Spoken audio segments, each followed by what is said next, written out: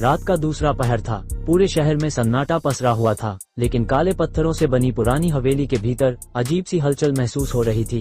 हवेली, जिसे लोग साया वाली हवेली कहते थे, कई सालों से वीरान थी। कहते हैं कि इस हवेली में अजीब घटनाएं होती थीं।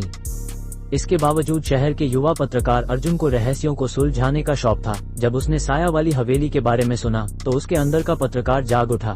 कई बार दोस्तों ने उसे इस हवेली से दूर रहने की सलाह दी, लेकिन अर्जुन को तो खुद को साबित करना था। एक रात अर्जुन ने अपनी टॉर्च और कैमरा लेकर हवेली में जाने का फैसला किया, और जैसे ही वो हवेली के गेट पर पहुंचा तो देखा कि एक पुराना टूटा फूटा ताला लटका हुआ था। फिर अर्जुन उसे तोड़कर अंदर गया। फिर हवेली के अंदर घुसते ही उसे ठंड का अजीब सा एहसास हुआ, जैसे वहां किसी की नजरें उस पर हों। हॉल में जगह जगह धूल और मकड़ी के जाले तथा दीवारों पर पुरानी धुंधली तस्वीरें थीं, जिनमें कुछ रईस लोग दिखाई दे रहे थे। अचानक उसे एक धीमी सी फुसफुसाहट सुनाई दी। फिर अर्जुन ने अपने कैमरे को उस दिशा में घुमाया, लेकिन वहां कुछ नहीं था। हवेली के सबसे बड़े कमरे में एक पुराना लकड़ी का टेबल था, जिस पर एक मोटी सी किताब रखी थी। अर्जुन ने जब किताब खोली तो किताब में अजीबोगरीब निशान और चित्र बने हुए थे। उसमें कुछ लिखा था, लेकिन वह भाषा अर्जुन समझ नहीं पा रहा था। तभी उसने महसूस किया कि किताब के पन्ने अचानक खुद ब खुद पलटने लगे। ये देखकर अर्जुन का दिल तेजी से धड़कने लगा। फिर अचानक किताब के एक पन्ने पर एक नाम चमकने लगा, अनामिका। अर्जुन को ऐसा लगा जैसे वह नाम उसे कहीं सुना हुआ था। कुछ ही देर बाद अर्जुन को हवा में एक हल्की परछाई दिखाई दी, और वह परछाई धीरे धीरे एक महिला के रूप में बदलने लगी। वह महिला सफेद साड़ी पहने हुए थी, जिसकी आंखों में दर्द भरा हुआ था। उसने अर्जुन की ओर देखा और कहा, तुम यहाँ क्यों आए हो? फिर अर्जुन ने हिम्मत जुटाकर कहा, मैं एक पत्रकार हूँ और यहाँ इस हवेली की सच्चाई जानने आया हूँ। आप कौन हैं? फिर महिला ने अपना नाम अनामिका बताया, और उसने कहा कि वह इसी हवेली की मालिक थी, लेकिन 25 साल पहले उसकी हत्या इस हवेली में उसके पति ने कर दी थी। उसके बाद अनामिका ने अर्जुन को बताया कि उसका पति हवेली की संपत्ति हथियाना चाहता था, और विरोध करने पर वह उसकी हत्या कर दी थी, तथा उसके बाद उसकी वह लाश को हवेली के तहखाने में छुपा दिया था।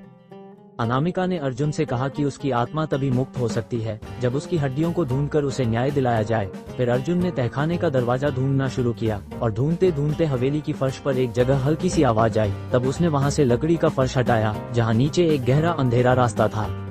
फिर तहखाने में उतरते ही अर्जुन को एक दुर्गंध का एहसास हुआ, और उसे दीवार पर कुछ पुराने खून के निशान भी दिखे।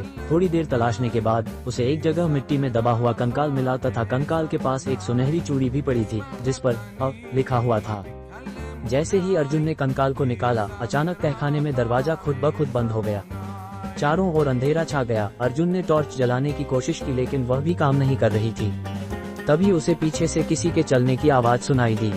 जब उसने मुड़कर देखा तो अनामिका की वही परछाई उसके सामने खड़ी थी, लेकिन इस बार उसके चेहरे पर गुस्सा था। उसने अर्जुन से कहा, तुमने मुझे जगाया क्यों? इसलिए अब तुम इस हवेली से बाहर नहीं जा सकते। अर्जुन समझ गया कि अनामिका की आत्मा असली मुक्ति चाहती है। उसने उसे समझाने की कोशिश की कि मैं तुम्हें न्याय दिलाऊंगा और तुम्हारे पति के अपराध को दुनिया के सामने लाऊंगा। अनामिका ने अर्जुन की बातों पर यकीन किया, तथा उसने उसे बाहर जाने का रास्ता दिखाया और कहा, मेरी कहानी को सबके सामने लाओ, वरना मैं कभी शांति नहीं पाऊंगी। फिर अर्जुन ने अगले ही दिन पुलिस को पूरी जानकारी दी, और तहखाने से मिले कंकाल और चूड़ी के सबूतों के आधार पर पुलिस ने भी जांच शुरू कर दी। उसके बाद सबूत के आधार पर अनामिका के पति को गिरफ्तार कर लिया गया, तथा उसने अपना जुर्म कबूल भी कर लिया। अर्जुन ने इस घटना पर एक लेख लिखा, जो अखबार के पहले पन्ने पर छपा, तथा हवेली को गिराने का फैसला किया गया। जब हवेली को गिराया गया तो अर्जुन ने महसूस किया कि हवा में एक हल्की सी खुशबू फैल गई थी। उसे लगा जैसे अनामिका की आत्मा अब मुक्त हो चुकी है। फिर अर्जुन ने राहत की सांस ली। वह जानता था कि उसने केवल एक कहानी नहीं लिखी, बल्कि एक आत्मा को न्याय दिलाया है। पर अब भी जब वह रात में अकेला होता है तो उसे कभी कभी लगता है कि कोई साया उसे देख रहा है, लेकिन इस बार वह साया डरावना नहीं, बल्कि धन्यवाद देने वाला लगता है।